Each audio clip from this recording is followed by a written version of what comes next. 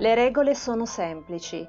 Come punizione per la rivolta, ognuno dei 12 distretti deve fornire 2 partecipanti, un ragazzo e una ragazza, chiamati tributi.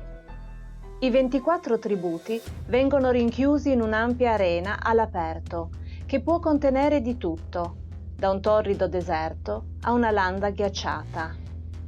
Per varie settimane i concorrenti devono combattere sino alla morte. L'ultimo tributo, ancora in piedi, vince.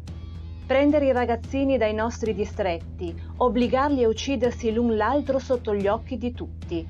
È così che Capitol City ci ricorda che siamo totalmente alla sua mercé, che avremmo ben poche possibilità di sopravvivere a un'altra ribellione. È il momento del sorteggio. Come sempre, Effie Trinket esclama «Prima le signore!»